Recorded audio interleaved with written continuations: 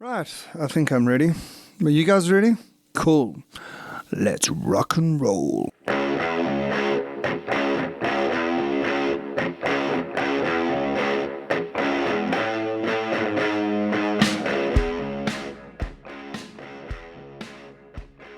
Hey guys, what's happening? Welcome to another episode of the Fen Podcast, and thanks for joining me. In this episode, I happened to chat to an old friend of mine. We used to go to school together, Andrew Kilmartin. He currently lives in Norway, and I thought I'd check in with him and find out how he's doing, catch up. We haven't had a video chat for quite a while, and we also chatted about what was happening with him and his family and how they had been affected by what's going on in the world at the moment. And we also spoke about motorcycles. He happens to own a Triumph, and we also caught up on what's happening with his bike and the kind of trips that he's done. So anyway, I hope you enjoy this episode. It's been a while, dude. It's been a while. I was wow, I think I was last back. It was early 2000. Yeah. Well, did I see you then? Because I have this vivid memory of long time ago when I was still living in Witbank, where there were headlights at 8 o'clock at night at my house. I was like, what the hell's going on here? Who the hell's coming to visit me at 8 o'clock at night on a Thursday? I think it was a Thursday. And there it was, Mr. Kilmartin, who had, I was going to say fled the country, but left the country at, when did you leave the country? 98. 98. There was a deadline to join the Navy. You had to be younger than 26. All right. Because, you went off to the Royal Navy, yeah? Yeah, 98. So I left 98, and then that was just time to get all the Admiralty interview board and medical, and I joined September 98 on a 8-year commission. And did you do the full 8 years? I can't remember. I did 7, and then I did a year transition. Okay. So I retrained. So after the Navy, you retrain, and then that's how I ended up project management. And then it was oil and gas, and they said, "Do you want Scotland or Norway?" And I said, "I'll take Norway," and the rest is history. So I left Witbank in 2006. So when you say early 2000s, that must have been probably the time that you came to visit, eh? Yeah, because if I remember right, I think you had a place. There was a new place. I know you moved later, but there was a new place, the Rainer Ridge area. Yeah, I was staying. Well, when you came to visit, I was at my folks' place, my folks' old place. Right. That's the last time I was there. That's right. Yeah, we went and we had a bit of a party out there. Yeah. Yeah, that was good. No, good. Good memories. But shit, dude, that's like almost 20 years ago. Yep. You do realize how time has flown. No, I know. And I was working out, we all met 86 when we started high school. Yeah. And I know you disappeared for a couple of years. I think you went up to CBC. Yeah, I was only there for a year, but it was okay. Yeah, it was a good year to go, huh? Yeah. And then but we saw it out the remainder of the time, and at Greendale. It was good memories. I was chatting to Lester the other day, and we were reminiscing about bunking Mr. Fiss's science class and hiding in the prefect room, and then getting bussed shortly afterwards. Yeah. Good memories, man. Good memories. Oh shit, dude! I can remember. Listen, we can talk about lots of memories. I can remember coming through to your, I think it was your folks' place at Douglas, and we had like a party at your place, and like we stayed up the whole night, and the next day we went and we played golf, and it was like really good times, I must admit it. Yeah, but now, so how long have you been in Norway now? So that's just over 14 years now. 14 years, and you working for the same people, doing the same job, or what's the story? I did for 10 years. I was with the same group. It was a Seadrill group, so it was offshore oil and gas. But I did a stint. I started in Stavanger, moved up to Bergen, which is just further up the coast, mainly on fixed platforms. Then I moved back to Stavanger and took up floaters, the drilling units. So we had a fleet of drill ships and offshore drilling units. And then I supported Africa. We moved out to Brazil for a short stint, back to Norway. And then I was commuting to Oslo. And 2016, we parked the fleet. There was only a couple of rigs running. Yeah, we had a big crash. There was a big crisis in oil and gas. All right. And then I went back to school. Oh, you went back to school? To do what? Yeah. To do what? Energy, the new energy system. Okay. So we were looking at new energy sources, natural gas, making hydrogen, the mix with solar and wind, and so we started on that. Oh wow, that's interesting. So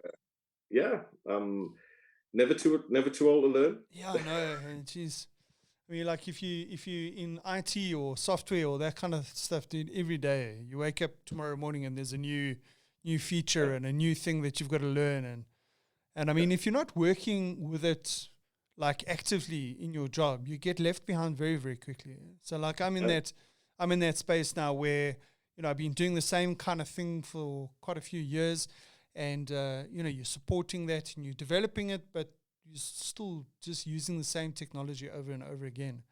And now with big data and data analytics and all that kind of stuff and cloud technology and all that, and now the company is starting to get into that. So I've found a way to get onto a team that's busy working on that. So fortunately, I'm learning on the job, which is good.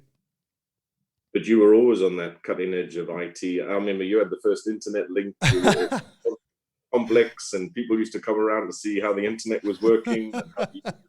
That's true. I was thinking back to it. I mean, it was what? I don't know, 95, maybe 95, 96 that we got the internet. Yeah. And it wasn't even Witbank then. It was like still only in Joburg. And then I would dial into Johannesburg, and my budget was 500 Rand a month for internet back in those days. I mean, 500 Rand was a lot of money. And you know what that was? That was 30 minutes a day on the internet. Wow. And it was still, your 56K modem. I started out with a 28.8, and then I upgraded to a 56K. But I mean, it was still in those days, boy. You just used to sit there waiting for everything to to load. Anyway, so I'm still cutting edge with internet. So at home, I don't have a 1 gig line yet. I'm working towards it, but I've got a 200 meg up and down line at the moment. No, I just remember I knew when we all rented that place together in. Neil. What was it? It was Highland News. Yeah. Jeez, dude. And I knew if there was a line running into the room, I knew you were on the next. Dude, I can just remember the house party that we had there. Yeah. And I can remember waking up the next morning, and I remember we used to have that cordless, my General Electric cordless phone. Yeah. And I can remember seeing the cordless phone floating in the punch bowl.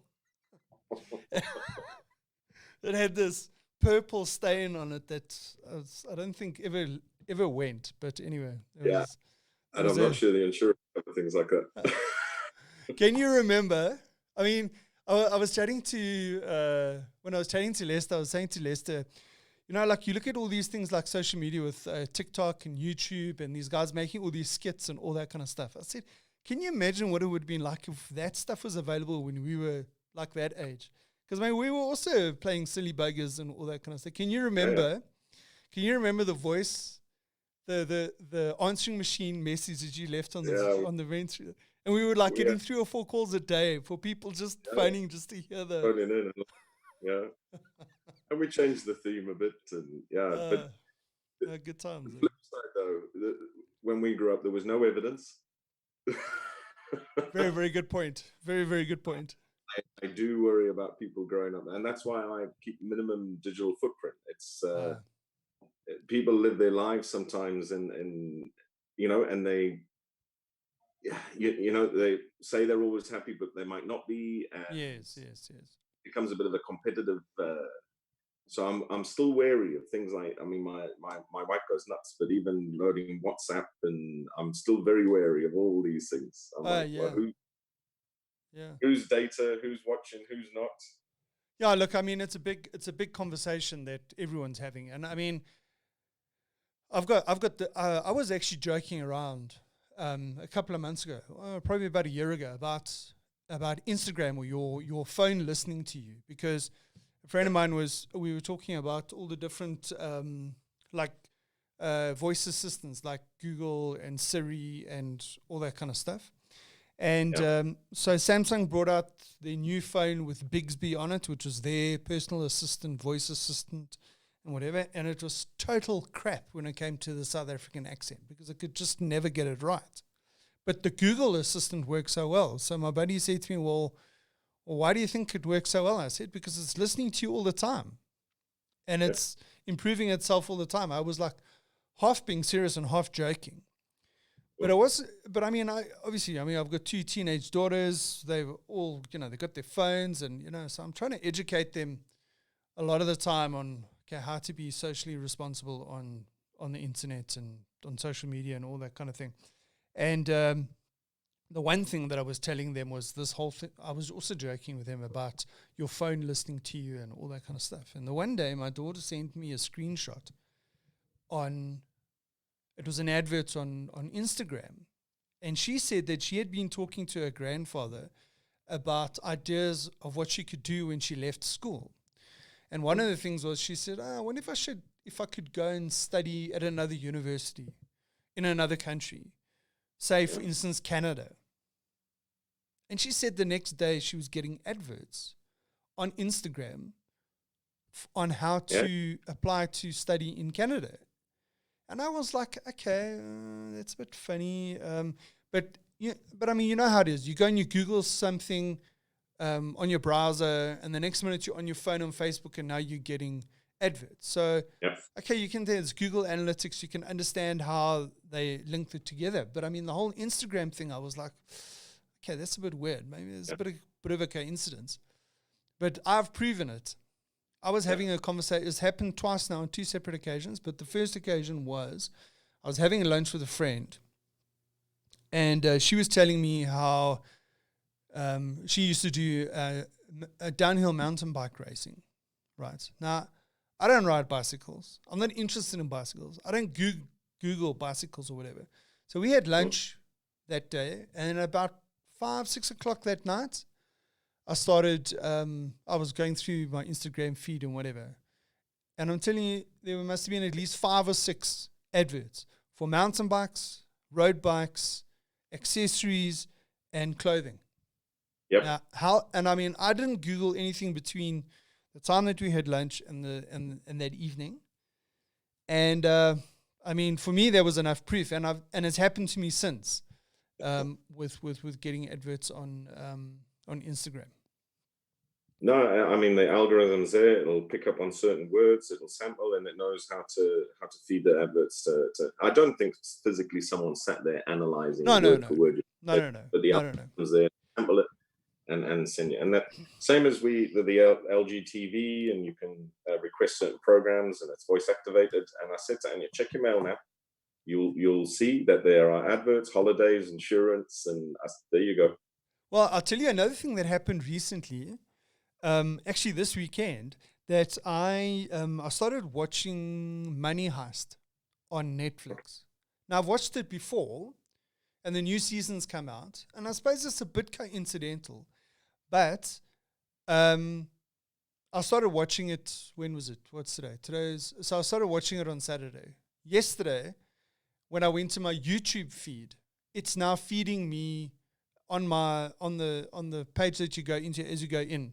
It's got suggestions for clips from the Money Heist and all that kind of stuff. So it might be coincidental, but it's pretty interesting that it happened to be the day after I started watching it.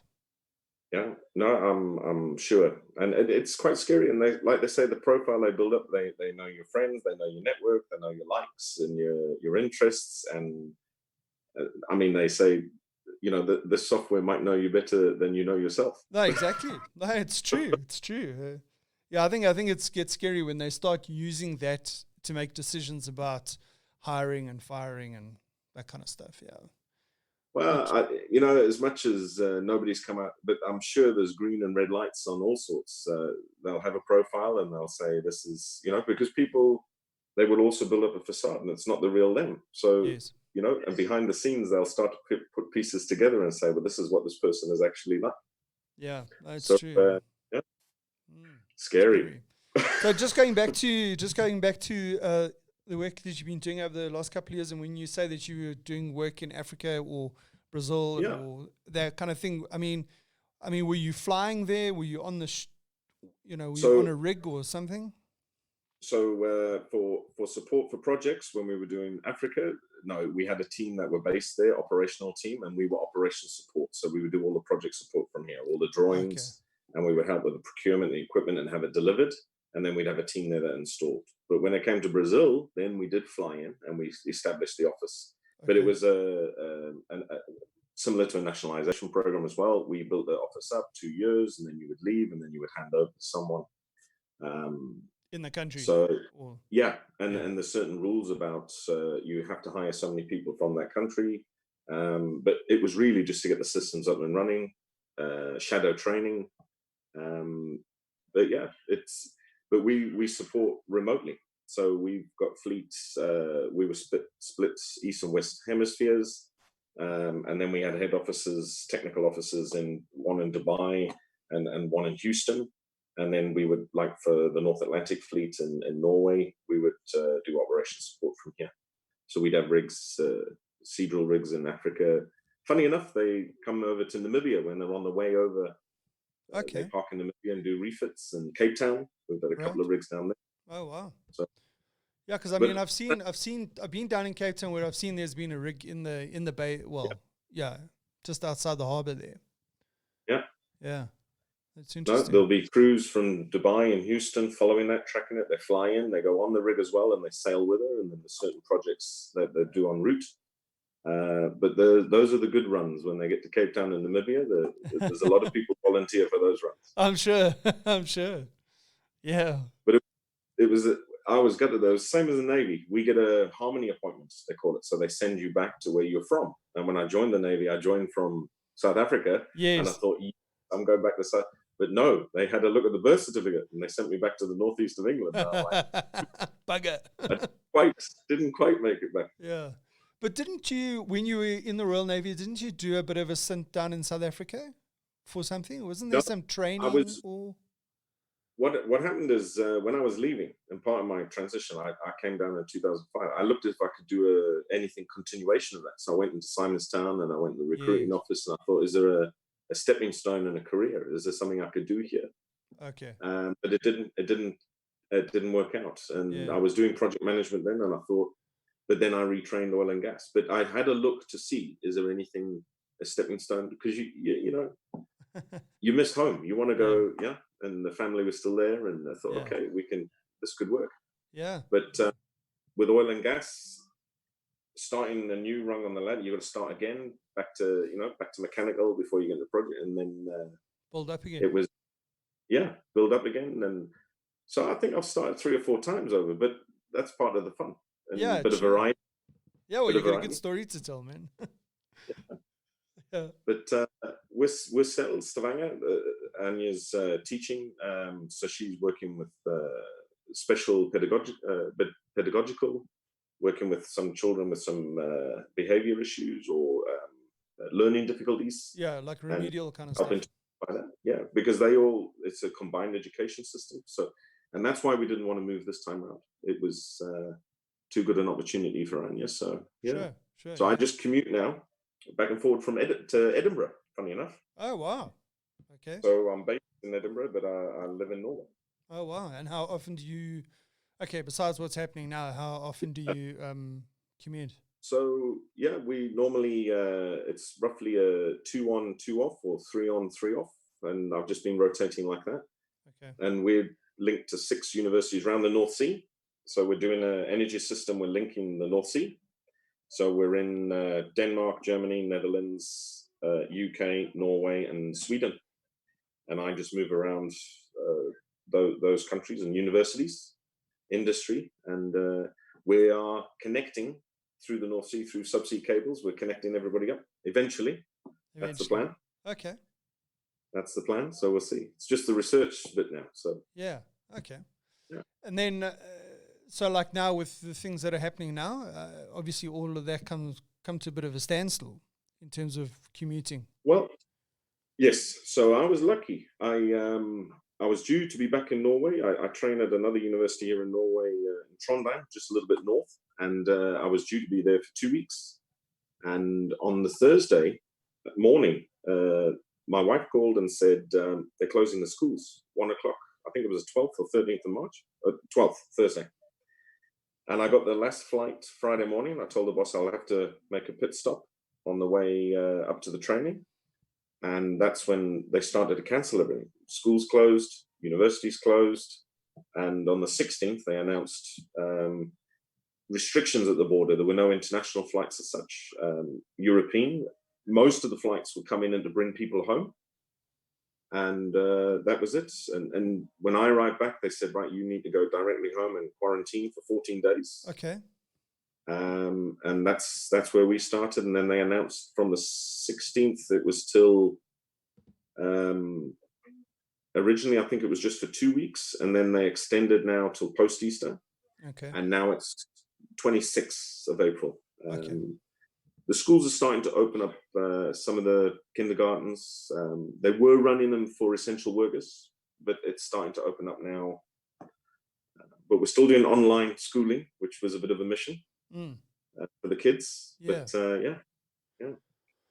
Yeah, so South Africa's been pretty much on a similar timeline, eh? Yeah. And it was sudden. It was. Yeah, I was quite surprised, to be honest. You know, based on how decisions are made in this country normally, I was very, very impressed that Cyril had pulled the trigger. I think they did it early enough and to get control. Whereas it can be argued, Norway seems to be doing very well with the situation under the circumstances, but there are other countries that have waited a little bit longer and they're struggling. And so, South Africa made some tough calls, and I think early enough. So, I mean, you heard that they've extended it until the end of April, eh? Yeah. So, I mean, we're already talking, like I said, they may open schools and that, but the international borders and the international flights, that will take a long time to reestablish. I mean, some are talking May, June even, for certain legs, certain routes. So the universities, they don't think they'll see people back before August. Yeah. Just summer, to, get through the summer leave. And I mean, how does that affect your work in terms of? No. So we just change everything to desktop study now. So you bring forward certain elements of the program that you can do from home. And funny enough, I think some things are working better. The modeling meetings, the software meeting, the math online training, there's a lot more free courses, and there's a lot more groups getting together, and it sort of forced them into working online and making that digital leap. Yes. Whereas before it was too easy to say, we'll meet for a conference, we'll meet here. Now you haven't got that choice. Yeah. So I think they've actually accelerated the transition. What they had in mind for the future is happening now. Yeah, no, I agree. I mean, even from our point of view, I get a bit frustrated because over the years, just technology, collaboration tools, infrastructure like broadband and all that kind of stuff has just been continually improving, but there's been this continual pushback to allowing people to work remotely. Now, I don't live far away from the office. It takes me 20, maybe 30 minutes to get to the office in the morning and in the evening and whatever. But I must be honest. I operate much better at home. Yeah. From a productivity point of view, it just works better for me. And so occasionally, if I've got something that I got to work on, I need to concentrate on, I'll message my boss and say, listen, I'm going to be working from home and all that. Yeah. And over the last couple of years, it's become a little bit more like taboo to be doing it for some reason. I'm not too sure why. Like, like we've always had, well, not always, we've had changes in terms of, the structure that we fall under and all that kind of stuff. So it seems like that's come along, that kind of pushback has come along with that new structure that we fit into. Whereas, like you'll have some departments that are a little bit more progressive and a little bit more open-minded and ahead of the curve in a way with these kind of things on how things, how to work and all that kind of thing. And in others that are a little bit behind. And I think what's happened now is that they had no choice but to let us work from home. And a lot of people have commented, I mean, there are some negatives, but a lot of the people have commented on the amount of communication that is happening, that it's increased, and then it's a lot clearer, and a lot, people know exactly what you're talking about. A lot of it is you can go back and refer to it because it was a message, or it was a meeting that was recorded, that kind of stuff. Hi. Hi. Hello. This is Anya. Hello. Hi. Hi, Anya. This is Sophia and Alexander. Hey. So this is this is the family. Yeah. Awesome, man. This is my buddy Andrew from South Africa. Yeah, from long time ago. Happy days. Yeah. Good night. Good night. Good night. See you later. Good night. Good night. I promised them a safari when I turn 50. We're gonna get them to South Africa. Yo, dude, that's just around the corner. It is. And now do I feel old? Dude, you know what? Age is just a number. I know. But it's all good. It's getting the balance, and so I'm at the time at home. But like you say, working from home, we've had more time with the kids. Yes. We've been involved much more with their schooling, where we were engaged before. Yes.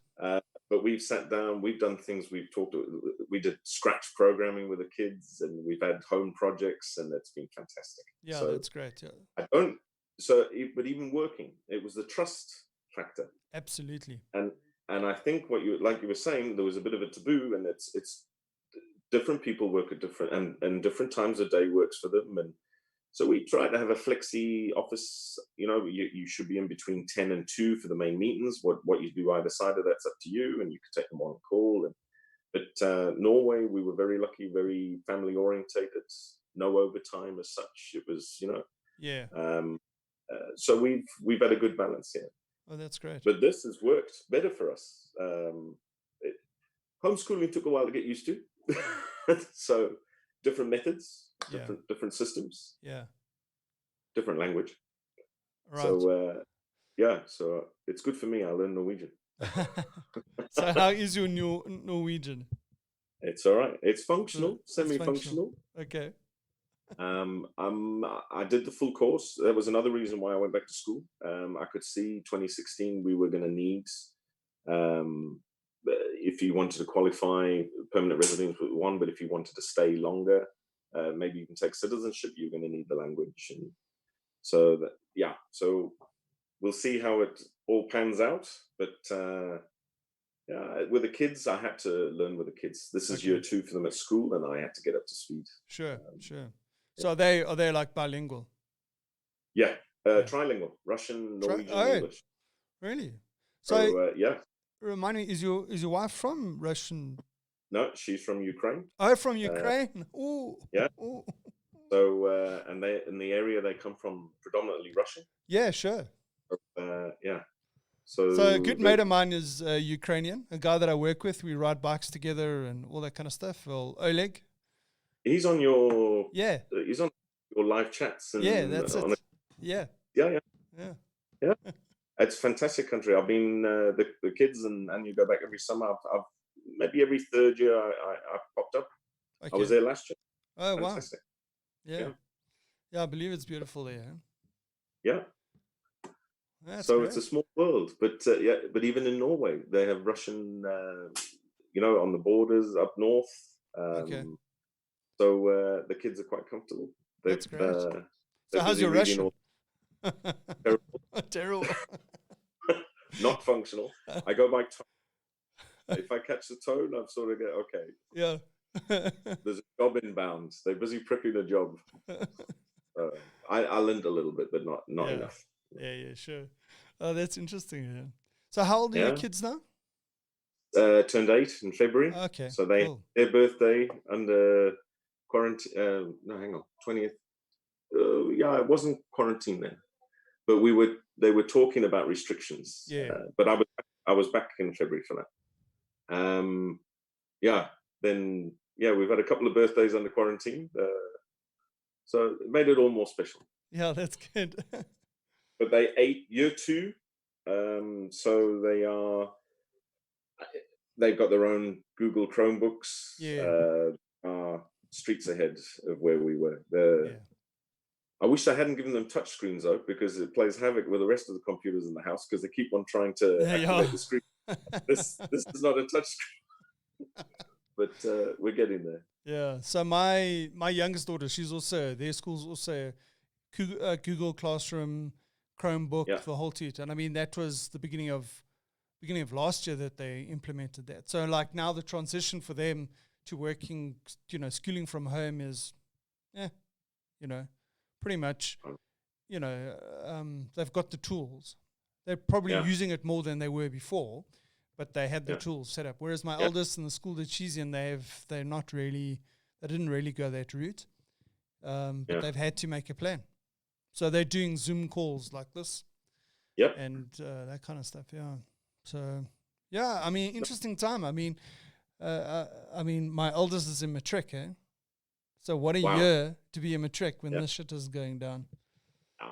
Yeah, so I mean, she's going to, her matric farewell dance has been pushed out until August. Don't even know if it's going to happen. I'm sure it will, but I mean, it's just like, So imagine like when we think back to our matric year, we've got like all these milestones and things that we remember and everything. I mean, guess what she's going to be remembering? Oh, but she'll remember for life. But hopefully they remember all the good things. Yeah. I think actually people have handled it pretty well. No, I think they have. On the whole. Yeah. I've been quite. I mean, the rules here were no groups larger than 5, which is the standard size of a Norwegian family, so you could understand. But people have still been able to exercise and out and about, and you can't stop the kids from meeting up on the playground and that. But on the whole, everybody got a balance and everybody was sensible, and I think it'll work out. But I think you guys are a little bit more disciplined in those kind of countries than here. They've obviously the restrictions are a lot heavier here. I mean, we're not allowed to. We can go from the house to the supermarket, the house to the pharmacy. That's it. Yeah. I think even though they may have had a little bit more freedom, I think people themselves were trying to be sensible about it and restrict themselves. Oh, we've had odd exceptions, but on the whole, I've been pretty impressed. They've been keeping. Yeah. So I mean, when I go to the supermarket, it's like going there on the weekend. It's no different. Okay. Which I find very strange because beforehand, I mean, I didn't like go and stock up like it was the apocalypse was coming. But I mean, I bought enough food to keep me going for a week and a bit, and odds and ends and all that kind of stuff. And so I didn't go to this. I didn't leave the house for a week. Like, I mean, I go outside into the garden and all that, but I mean, I didn't climb in my car and go up the road for a week. And it was actually quite weird when I did do it. It was like, like you felt like I realized it was a whole week that I hadn't been out. And when I got to the shops, I was quite surprised at how many people there were. And then also social distancing. I mean, I'm like very conscious. I'm giving people their space and whatever. Other people, they don't care. Boy, they're like in your space. And I'm like, what the fuck are you doing? Yeah. Anyway. Yeah. But no, we have had instances and people have flouted the rules a bit. But then again, you were saying people have more discipline here as well. They'll approach you and say, please don't do that. Oh, really? Yeah. Yeah. They're very open, and it's not confrontation, but they will discuss. They will discuss with people. Yeah. Just to rectify. But it works. That's good. Yeah. That's good. So they kept the numbers down. it seems to be working. So I think that sacrifice was worth it. Yeah. Look, Also, I mean, for us, we I'm starting to worry about, okay, what's the effect going to be on the economy of South Africa? Because I mean, we're already quite borderline. Yeah. And we've just been downgraded again. The rand dollar's gone for a ball of shit. Yeah. No, it will have implications. It will have impacts, but we will build up again. We will build up again. So I think we just, but some consequences, rough with the smooth. Yeah. No, look, I think we'll be fine, but I think there are some people that are going to be casualties of war in this whole thing. The small businesses. I mean, just think about, okay, a lot of my mates are musicians, got their own businesses, whether it's a barbershop or a motorcycle tour company or, that kind of stuff. They're sitting at home doing nothing.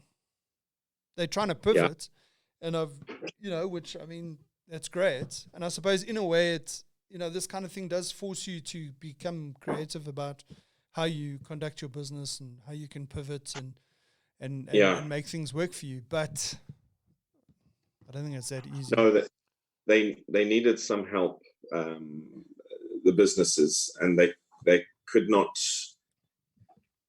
be expected to survive without cash flow. So there have been some packages in place. The biggest problem they had here is the staff. I mean, obviously, if you're not able to run your business, it's how much staff you can keep on. But there was a bit of negotiation package to help support the staff, to keep some people on the books. However, a lot had to go redundancy.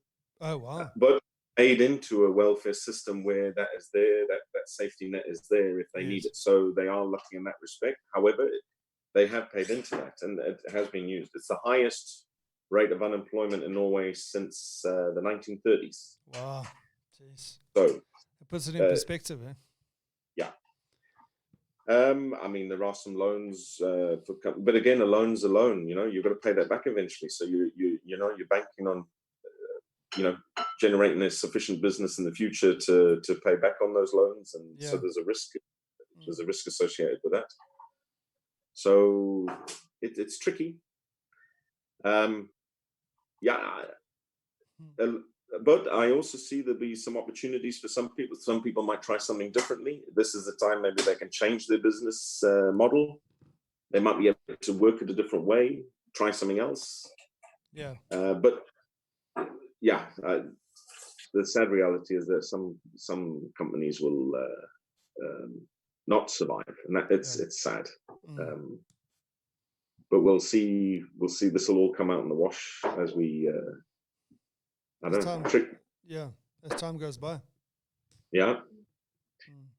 We've I mean, the oil and gas had just recovered. There's somebody was just saying today, there's always somebody working oil and gas around us, but they were just starting to recover, and here we go again. And then the oil price crashed and everything's associated.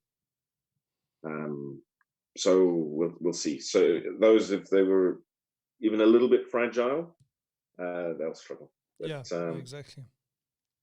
But when everybody's in it together, then when it starts to build up, hopefully we'll pull the suppliers through with us as well. And but it is it's going to be some hardship. Sure. Yeah. And your family, like, where's your sister? So she's Pretoria. Okay, she's still in South Africa. She's still in South Africa. She's working as an advocate now. Still on corporate law, trademarks, and she's having a good career. That's good. So she came over for Christmas, so that was really good. Oh, that's nice. Did you have Christmas in Norway? Yeah. So we that's why when we came to planning all the meals and everything, now it was easy because we had rehearsals through Christmas, and then we had friends and family over from Germany, and then we had family visited from China, and your sister visited, and they are now stuck in Norway. Oh, they can't get. Oh, wow. So They originally came for 2 weeks, and it's been 6 weeks. So we're busy. We're just waiting to see when the routes will open, and they've been doing online schooling. And Anya's sister's a teacher as well at one of the international schools in China. Oh, wow. But they haven't been able to get home. Wow. And so when did they come to Norway? So they arrived February 14th. Okay. That's why I was trying to work out. It wasn't the quarantine here, but they had just made it out of China. Because I wrote to Anya, I was in it, and I says, Anya, there's something breaking out in China. It looks like they're going for lockdown and restrictions on travel. I don't think your sister will make it. Yeah. They made it out of China, but then they were held over Abu Dhabi for a couple of days, and then they're allowed to continue travel. And then when they were due to fly home, the advice was no travel unless it's essential. So you try to do the right thing, postpone ticket or reroute, and then everything started to close down. And then just as they were due to travel home, China closed. So I'm like, okay. So the twins are ecstatic because now they've got aunts here, and cousin here. That's great. Happy. Yeah. So it's funny how these things work out. But I mean, what's so when they were in China, I mean, what was the vibe in China before they left? It was pretty much restricted to that one area, Wuhan. But they were closing down the cities, but there was people were being tested. It wasn't as so. This would have been around about February 10th when they left. But there wasn't any talk about lockdown or anything like that. That you could still travel.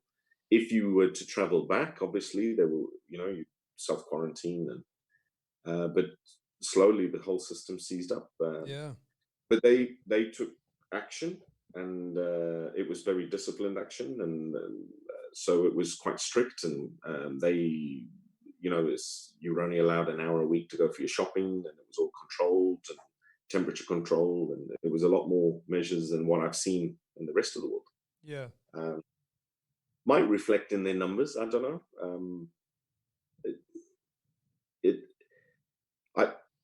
Was it too late when they called the lock? That's up for debate. Well, I mean, a lot of people are saying that this is probably just the dress rehearsal for the next one. Yeah. Can you imagine? Well, if people can learn lessons, and even the BBC were running some programs where they showed what a pandemic would look like, and how it would spread, and if this was made in 2017, you think, well, if we didn't learn or we didn't put these measures in place, that's always short-term memories. Yeah. And you cut costs and you don't invest in the right areas. Yeah, so that's right.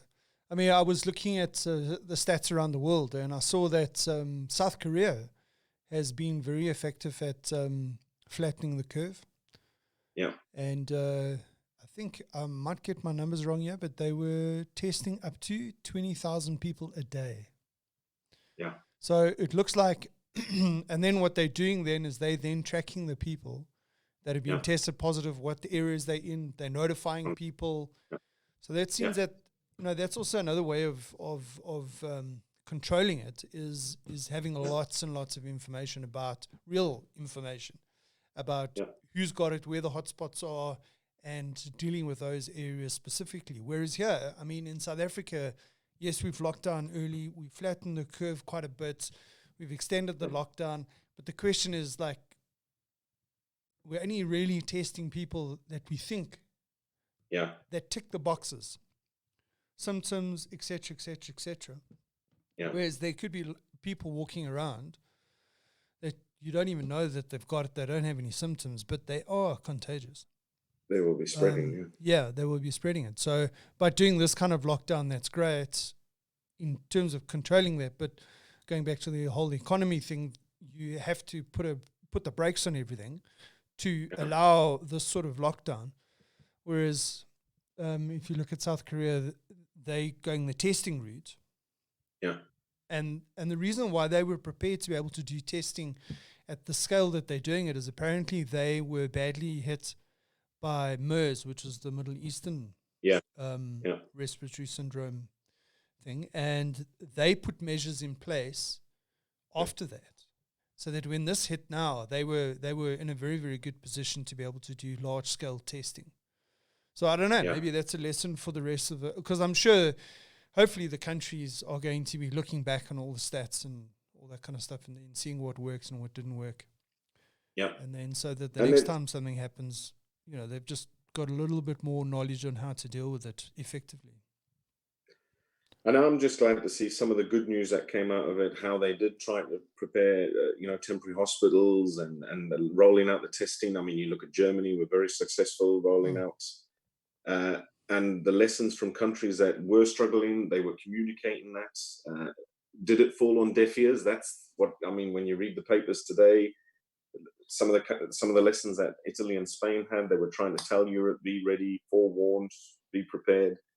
So I get the feeling sometimes the politicians were building it up. Oh, we've done this measure's in place, that measure's in place. And sometimes you think this is lip service in certain sectors. I mean, they were struggling with PPE and all call out to the 3D printing. Oh, yeah.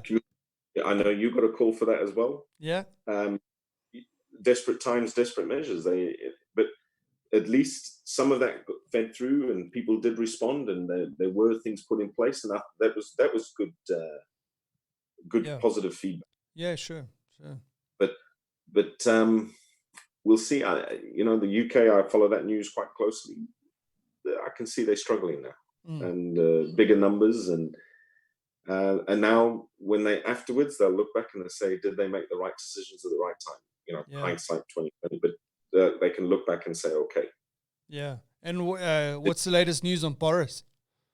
He's out now. He's home. He'll take a while to convalesce, but the best statement he came out with, and I'm hoping they didn't put spin on this, but he thanked the NHS for saving his life. Yeah. And the care they got. I know the rest of the world was saying, how can the Prime Minister go onto a national health system? But that's the way it is. And they pulled through and they've delivered fantastic service. And I know a couple of people working in the NHS, and they're working hard around the clock on this.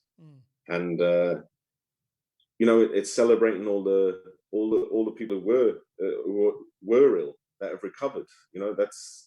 Those numbers don't always come through sufficiently. That's true. You don't see the good work that's been done. Yeah, sure, absolutely. Yeah. And your folks still in the UK? They are. So they moved back, look after their older brothers and sisters, moms and dads, and so they were back and. They took early. Well, it was the mines with all the mergers, acquisitions. It was pension. Yep. So they when some of the collieries were folding around Woodbank, they just said, right, that's it. And they had some responsibilities back home. And funny enough, they travelled to South Africa for a holiday. So I think they'll be on an extended holiday. So they're now in lockdown. But my sister just moved, so she'll be happy for the company and the support. So your folks in South Africa at the moment? And yeah. Holy shit. So they are, they just popped in for a few weeks, and that's, turned into a few more. But that's funny. That's cool though. That's cool though. Extended visit with the daughter. Yeah. And so after Christmas, we've had all the kids on Skype, and so they've got good contact now, and everybody's in a similar situation. So it's they can exchange some stories and some tips on how to survive the lockdown. Yes. So they don't know when it will open up. They were just contacted to say your flight is cancelled. Do you want a voucher? And we'll be in touch. Shit. I mean, that's a good point. I mean, for international flights to get going again, who knows when that's going to happen, eh? Yeah. I mean, it's quick to shut down, but it's a long time to build up. Yeah, absolutely. At least a 3 or 4 week lag. That's when everything's allowed. Plus, packed, not as many flights, so full flights. Yeah. But even when they offer vouchers, I said the prices are going to be so ridiculous, and they'd say you'll pay a fare difference. Yes. there'll be some shocks. Yeah, Do absolutely. get up and running. Yeah, shit. I mean, like we haven't even thought about all of that kind of stuff yet. Yeah. But all the staff, everybody's been laid off. Now you've got to bring people back. I mean, they talk of the new term furlough, where it's standby to come back type of thing. And will everybody want to? And it's crazy. Yeah, crazy. New times. New times. Yeah. So I think it was quick to get into the situation, but I think it's going to take longer to come out. Yeah, I agree. Yeah, and I mean, we were talking about motorcycles. Do you? Yeah. If I remember correctly, you said to me, "Did you have a bike in the UK?" Yes. Yeah. Is it still in the UK, or do you have one in Norway now? Well, I imported it, so Okay. I took the plunge. You pay the import tax. And you pay on the value of the bike, but it was still low mileage and first bike, and I thought I bought it to grow old on it. Not quite a cafe racer, but on those lines. And I thought, right, I can grow old on this. I'll import it. It was the Triumph Legend. Triumph Legend. Yeah. So what is it? Is it a 1200 or a 900? 900. And a 2000 model. Okay. 20 years old now. So is it fuel injector or did it have carbs? Carb. Ah, nice. So that's better. And Much I want better. the little bit high maintenance, literally, but low mileage. And I actually took it back to the UK. I was doing the commute while I was there. Yeah. And it was to ride back. So I rode it through Denmark, Germany, Holland. And then I was coming back that route. Like I say, we're all over the North Sea region at the moment. Yeah. But when this hit, that was it. Ferries cancelled, bikes garaged. Okay. So now, we'll see when I pick her up again. So yeah. So where's the bike physically now? UK. I got it as far as Sunderland. So it's I'm about 20 miles from the ferry from Newcastle to Amsterdam. So I got as far as that, but when they cancelled, I thought I'm going to end up getting stranded in Europe, so I thought, okay, leave the bike, catch a flight. I've garaged it back home. Yeah, okay, that's cool. Man. So but you're on a bikes. You had a I've got 3 at the moment. Okay. I've got the 78 BM, which is the 800, the R80. And then I've got the 1200 GS. And then about 18 months ago, I picked up a Royal Enfield, a 500cc. Single pot thumper. Yeah, very, very nice bike to ride. I've had some issues with it. I bought it from a friend of mine at work. It's only got 12,000 kilometers on it. Not even 12,000 kilometers on it. So this guy bought it brand new back in 2006, I think it was. It's a 2006 model. So it's still carb, old. Yeah. It's, obviously not. So it's basically the 1970s spec. No power, but what a jewel to ride, because it is so easy to ride. It's even, I don't know. It's just very easy to ride. You don't go very, very far very quickly. But I actually bought it so that my girls could learn how to ride bikes. Because I think it's a very good bike for them to learn on. It's not a 250cc, but it's basically it's not much more powerful than a 250, but it's a solid bike. It's a heavy bike. It's not a well engineered. You've set the bar high for them now. So I had this idea in my head, because I picked it up for a good price from this buddy of mine, and I had this idea in my head that I would buy another one. So I'd have 2 Royal Enfields, one for each of them, and then my R80. And like in the back of my mind, I've got this vision of us going and doing a road trip around South Africa, father and daughters. Yeah. Just going nowhere slowly kind of thing. Yeah. You know what I mean? Yeah. So, but they still need to learn how to ride, because I've had some problems with the bike. So what happened was, when I first got it, the bike was in Kimberley. I got it shipped up to Johannesburg. And the guy had said to me that he had got it serviced, and the guys had done something. They had broken the carb, and they had brazed it back together. And he said since then, it just does not go. It goes, but then it gets to a certain level, and it just doesn't go any faster. So I said to him, don't worry, I'll sort it out, So when I got the bike, I could see what they'd done with the carb is that basically it was one of the supports on the side had snapped off, and they had brazed it back on again. But what I eventually found out what had happened was when they were heating it up, the diaphragm had buckled, bulged, expanded, and obviously had a hole into it somewhere. So I got a new diaphragm, put that in, and the bike was going like a Boeing. It was going so well, and then all of a sudden it had this every now and again it would be missing, and then all of a sudden one day it just stopped, and I was like, what the hell's going on? And there's no spark. So I'm looking, and eventually I replaced the coil. I actually got a coil from the UK. A friend of mine brought it back for me. Put that coil in, still fucking the thing doesn't want to. Yes, dude, you won't believe it.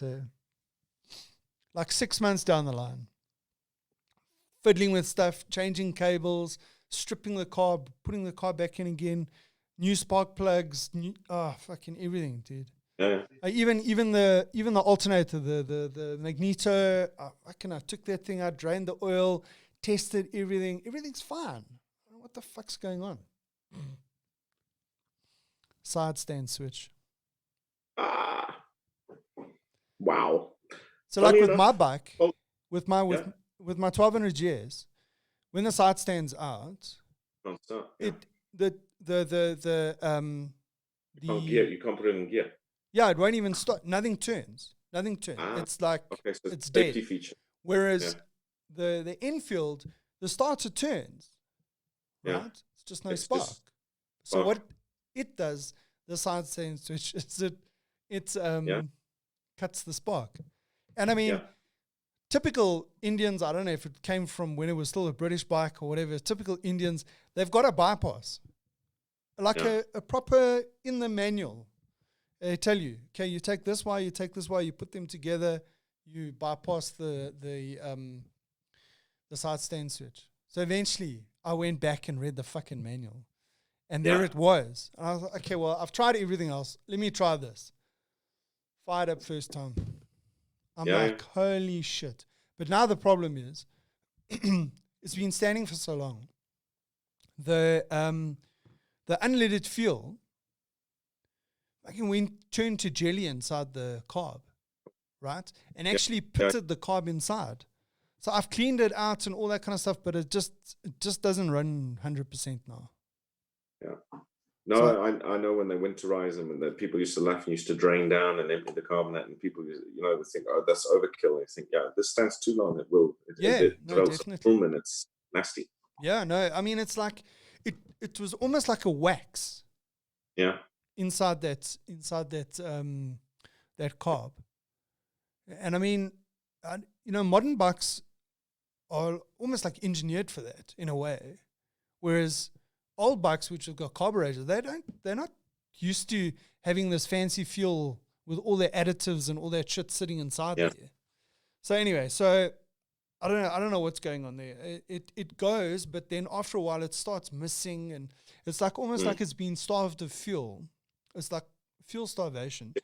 And I've check your jet, it'll clog. I've stripped that thing umpteen times. I've pumped so much flipping carb cleaner in there, and it works for a while, and then it starts its shit again. I'm actually thinking I'm gonna take the knock and buy a brand new carb. Because the carb needs to be replaced anyway, because it's already had a moment where it's been broken. And I was thinking I was going to get a new carb anyway. So I might as well just bite the bullet. But the problem now is, how the fuck do I get it from the UK? I'm going to have to... Right. So it's... Anyway, it's fine. It's not the end of the world. Not the end of the world. No, but simple things like side stand. I've seen them. You read all the forums now, but thank goodness for all the internet forums. You find out something from there. stood on the side of the road, turning over. This one was wouldn't start. Lights on, no fault, no start. Side stand switch had gone. That's it, and you are stuck. So, but you'd think they'd say, check this. Yeah. No, it's just, but also the thing is, when I found now with the internet is there's too much information. Yeah. It's like everything's due. Yeah, and you take forever to sift through until you find the thing that you're looking for, Yeah. So, it's got its pros and cons, eh? I had the same, and with the triple, it was coils, and then I thought, well, if one's down, the three are going to go, so you replace all three, and then when you do that, do all the leads, and and then the problem came back, and lo and behold, on the carburetor, a little vacuum on the little rubber stopper on the vacuum that they used to balance the carbs. Yeah. It had so it was breathing. Yes. And it was missing, and you would never find it. We tuned and tuned and tuned. Yes. And a little rubber stopper on top of the vacuum hose. Yeah. And luckily, someone found it, and for a couple of bucks, you're back on the road, and you're like, wow, we've had this apart. Yeah, it's crazy. Yeah. But anyway, I mean, that's part of the fun. That's part of the fun. Yeah. So you did the gentleman's, I did it 2 years ago. I mean, but now you got to hear the story. So what happens is, my old BMW stood for a while I was in between houses. And when I got it going again, it's because I picked up that old BM in 2011, and I didn't really do much to it mechanically. Yeah. The tank had rusted through, so I got that redone, resprayed. New. I think I put I changed some of the carb stuff. So like I put new needles in, put new gaskets in, but I didn't really strip the carb and replace everything. I just did the bare essentials. What else did I do? New battery, drained the oil. And that was basically it. So I spent, I don't know, 6,000 or 7,000 rand on the bike to get it going. And then I didn't touch that bike for years. 4 or 5 years, I didn't have to do anything to it. And then it stood for a while. And then after that, it just, things were not just, the timing chain was starting to make a noise. And anyway, so I decided to take a bit of a knock. And a buddy of mine said to me, hey, dude, the DGR's coming. And he's got an old Harley, a 1966 Harley. And he said, dude, we've got to get your bike going for the DGR. So I took it to his place. He's got a nice workshop with a workbench and everything. We put the bike up and we started hacking away at the bike. And say twice a week, I would go to his spot, tinker on the bike, put 3 or 4 hours into the bike and everything. It was good fun. Yes, we had some really good laughs. And so then I got it to say almost 90% done.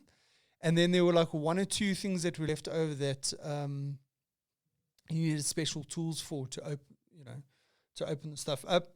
And I know the guy here in Robertsham in Johannesburg who restores BMW motorcycles. And I mean, I buy all my spares from him, and he's always giving me advice on how to fix certain things and whatever. And eventually I said to him, listen, dude, I'm going to bring the bike to you. Just finish it off for me because the DGR is coming. And I got it ready for the DGR. And I mean, we had a blast there. And the bike was going like a Boeing. I put new exhaust on it, stainless steel exhausts, but they look like the originals. They're like replicas, but they're free flows. So sounds amazing. Yeah. But then the DGR, the year after that, the buddy of mine, he moved down to Cape Town. And then he said, he was going to be up for business. So, and by then I had the Enfield. So I said, well, okay, he'll do the Enfield and I'll ride the old BM. And then, dude, the morning that we were supposed to go, both the bikes wouldn't go. The Enfield did it finally gave in, with its missing and all that. Sunday morning, done. The BM, for some reason, it had started backfiring on the one side, and we were tinkering with it the day before, and we thought we had got it right. Sunday morning, nothing. So, we didn't do the DGR. And then this last DGR last year, I said to him, okay, I'll tell you what, I'm going to come down to Cape Town and we'll do the DGR down there. And so he's got 2 Harleys. So he'll ride the 66 and I'll drive the 1200 Sportster that he's got. The weather fucked us. It pissed with rain, dude. And the wind was pumping. It was like, I don't know, something ridiculous, like 80 Ks an hour, you know? Yeah. But fortunately, we had seen that the weather was going to be shit. So the Saturday, we did a ride. And it was beautiful weather. And we basically did a similar route to what the DGR was going to do. So we got it in, but we just didn't do the DGR. Yeah. Have you done any of the DGRs? No, I planned to. Mine was also issues before the ride. And then I had a little bit of a run-in with Triumph, the local Triumph dealer, and I thought, I'm not supposed. But then I left because the word went out. They said they thought I was this super sponsored rider, and I'm like, they were like, we're going to get your bike ready. We understand that you got sponsored. I didn't have any of that. I Googled it.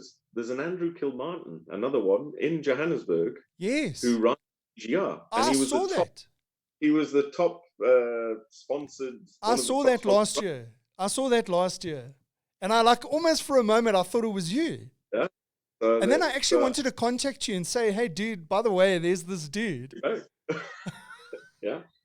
So it's a small world. I thought rare name, and but there we go. Because they just said, "Oh, we hear you're sponsored for GGR," and I'm like, I mentioned that I wanted to ride it, and I'm like, I'm just saying, okay, get the bike ready. Shit. Dude, I remember seeing that, and I wanted to contact you and let you know, but that's funny.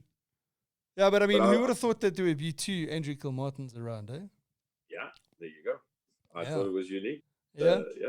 Especially Johannesburg. I thought, well, there you go. Yeah. What? Yeah, I thought you were pulling a fast one on all of us and pulling into the country and doing your thing and then disappearing again. No, if I'm riding a Triumph, I'll need support. So I'll let you know when I'm there. I need you to ride ahead and tell people to send back the pickup. So a lot of the guys that I ride with ride Triumphs, eh? Yeah, no, they made that beautiful model. Bonneville's, Truxtons. I bought mine in 2000. It wasn't a demo model, but they'd already registered the bike, so it was a little bit older on the plates.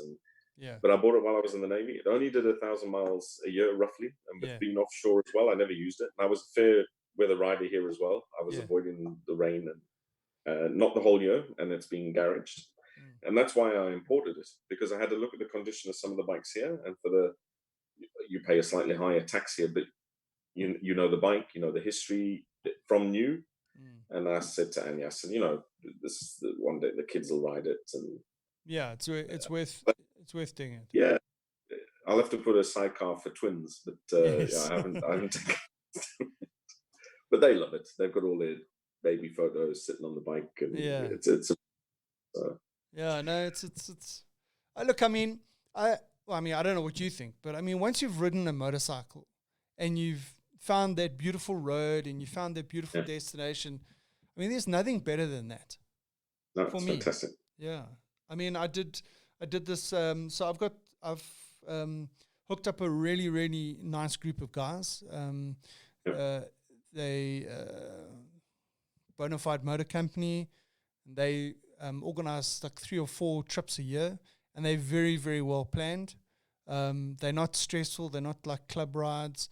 They just the nice mix of people. I think it's just happened like that. But nice. I mean, but those guys are very relaxed and they organize stuff, and it's organized but not too organized, if you know what I mean.